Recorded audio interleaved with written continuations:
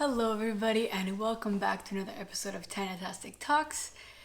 So this month of May 13th to be exact, was the 2-year anniversary of me getting Ramsay Hunt Syndrome, which is facial paralysis and shingles in the affected ear.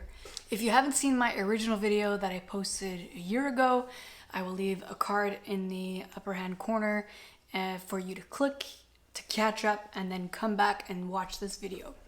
So I figured I'd give you a brief overview of what exactly happened. So May 13th, I was diagnosed with what they believed was Bell's palsy.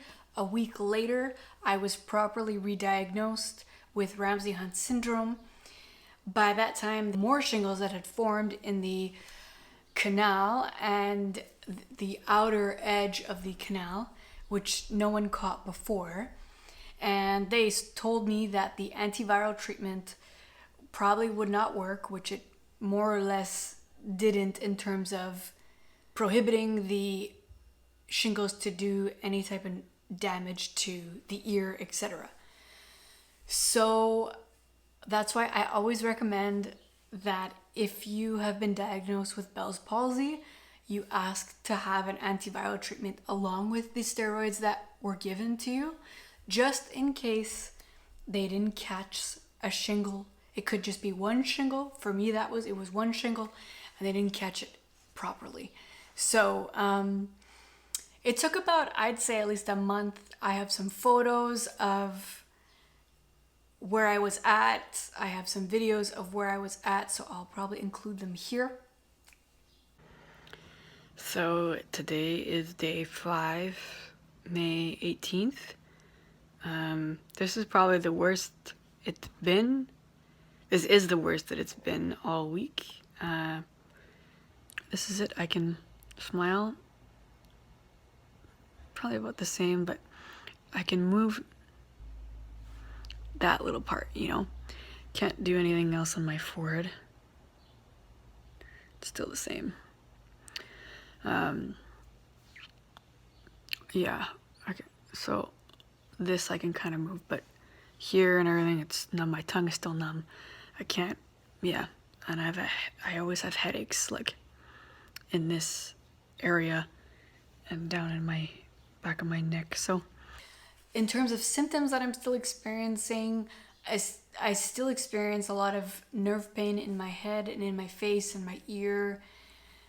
Sometimes it feels like my head's on fire, or there's like a strip of there's like a band over my head that feels like it's like burning, or I just have a lot of pain in my face and my jaw and my ear, my teeth, my eye socket. Very, very weird.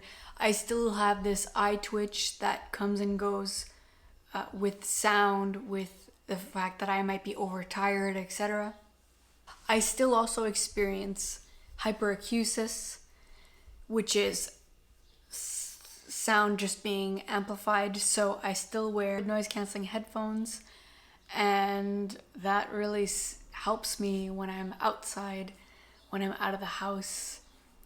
And but I still can't lead a normal life in terms of being able to go to restaurants or to malls for a long amount of time. Can't take public transport. Can't just go out and do something very nonchalant. It takes planning.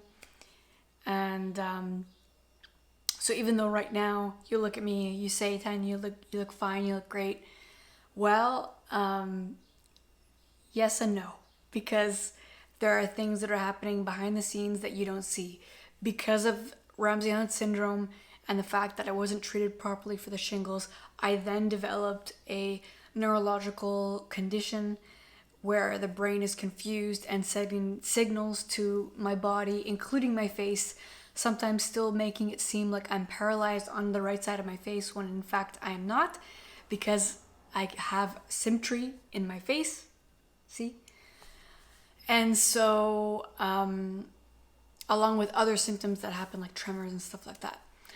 So one thing that I thought would be interesting to go over is how exactly did I get through this period of time in my life where my face was paralyzed, where I didn't know if it was ever going to come back to normal, if we know what I was going to be left with.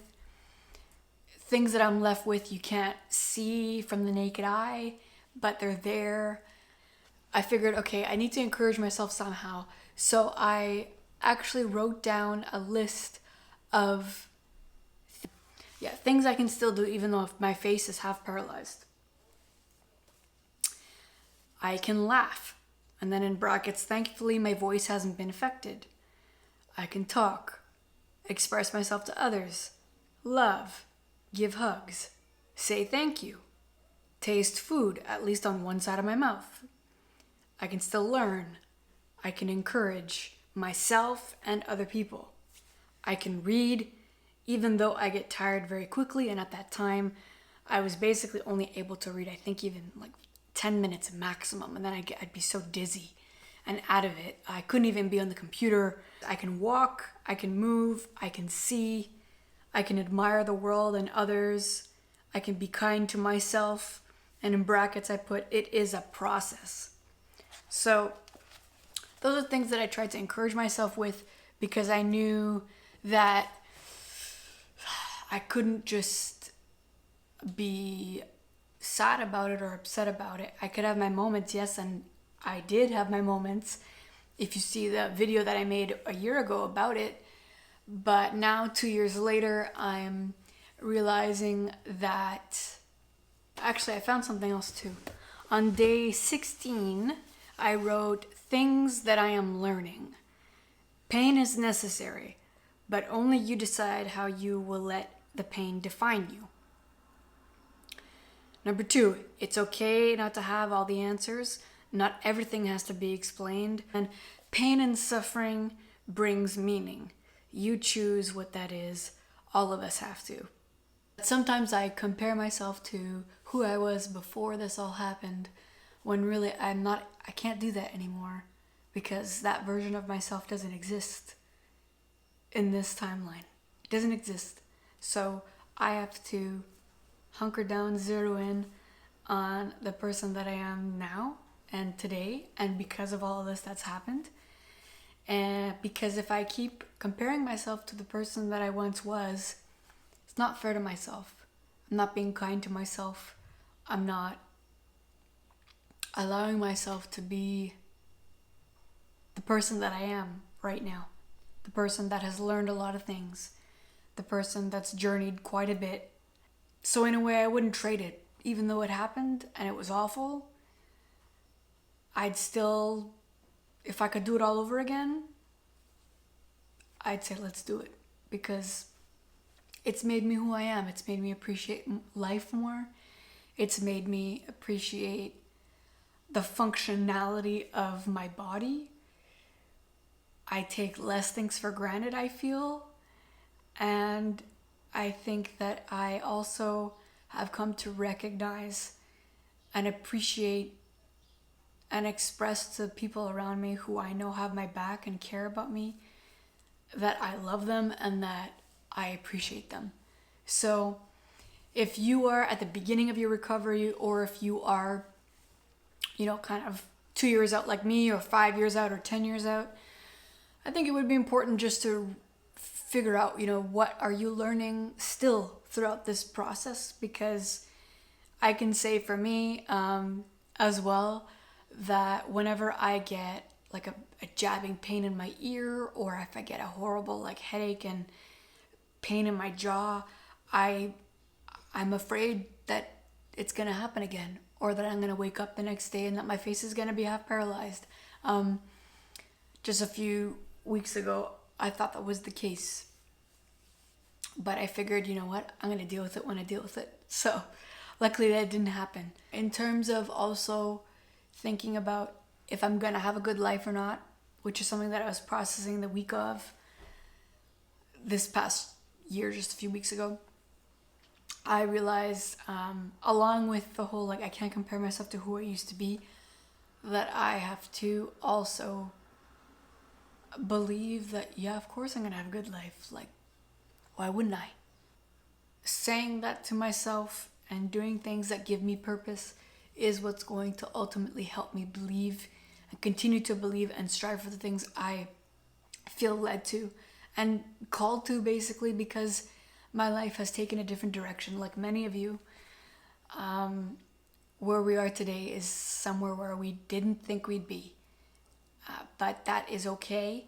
And sometimes that's needed for us to just zero in on what's most important, and for us to zero in on really, the true essence of who we are, and to focus on other things than maybe just the exterior, or things that just would keep us busy because we could just do them, whereas now we have some limitations.